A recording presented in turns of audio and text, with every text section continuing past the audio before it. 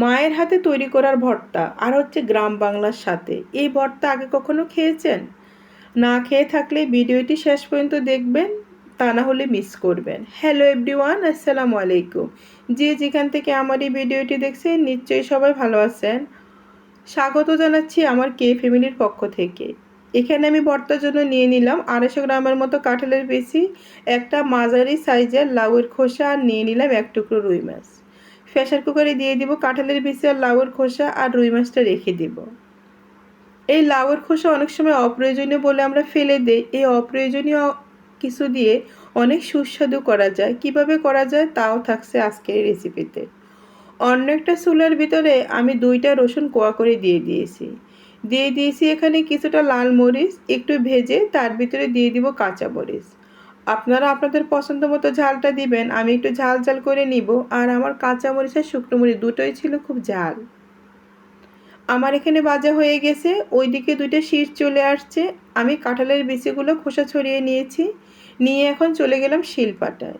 প্রথম দিয়ে দিব লবণ, তারপরে ভেজে রাখা শুকনো মরিচ, কাঁচা মরিচ আর রসুন দিয়ে আগে এগুলো বেটে নিব। তারপরে দিয়ে দিব কাঁঠালের বিচি আর লাউয়ের খোসা দিয়ে বেটে নিব। সর্বশেষ আমি রুই মাছের টুকরোটা দিয়ে দিব। এই একটা টুকরোতে আছে অনেক স্বাদ। কাঁটা বেছে নিব, দিয়ে ভর্তার সাথে এটা দিয়ে দিব। এই রুই মাছটা দিলে ভর্তার স্বাদ আরও বেড়ে যায়। তাই অবশ্যই আপনারা এক টুকরা মাছ দেওয়ার চেষ্টা করবেন, তখন এই ভর্তার অনেক স্বাদ পাবেন। শুধু এটাও না, তারপরে আসছে আরও। একটু অপেক্ষা করুন আর দেখতে থাকুন। রুই মাছটা দিয়ে তারপর আমি ভর্তাটা আবার বেটে নিব। ব্লেন্ডার মেশিনে ভর্তা এত আঠালো হয় না, এত সুস্বাদু হয় না, শিলপাটা যেটা হয়। বাটার পরে ভর্তাটা পুরো একদম আঠালো হয়ে যাবে। তারপরে আমি একটা প্লেটে তুলে নিয়ে এখন চলে যাব চুলার মধ্যে আমি এখানে একটা ফ্যান বসাবো। ফ্যানের ভিতরে আমি দিয়ে দিব সরিষার তেল ভর্তা ভাজার জন্য।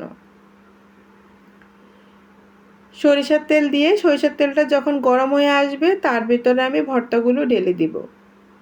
এখানে আমি দিয়ে দিব 2 মুঠখানি পেঁয়াজ কুচি। পেঁয়াজটা যত বেশি দেওয়া হবে ভর্তা তত বেশি স্বাদ হবে। এখানে আমি 2 মুঠখানি পেঁয়াজ কুচি দিয়ে পেঁয়াজ এবং ভর্তা ভালো করে নেড়েচেড়ে নিব। এই পর্যায়ে চুলার আঁচটা কিন্তু লো হিটে রাখতে হবে, তা না হলে ভর্তাও একটু পুড়ে যাওয়ার সম্ভাবনা থাকবে। তখন বাজে একটা গন্ধ বের আসবে, খেতে একটু ভালো লাগবে না। কিছুক্ষণ নেড়েচেড়ে আমি তার ভিতরে দিয়ে দিব 1/2 চা চামচের মতো হলুদের গুঁড়া। হলুদের গুঁড়োটা আপনি স্কিপও করতে পারেন, কিন্তু দিলে সুন্দর একটা কালার আসবে, দেখতেও অনেক ভালো লাগবে। যেটা দেখতে ভালো সেটা খেতেও ভালো। হলুদের গুঁড়া নিয়ে আমি ভালো করে নেড়েচেড়ে নিব যতক্ষণ না পর্যন্ত আমার ফ্যান থেকে ভর্তাটা উঠে না আসে।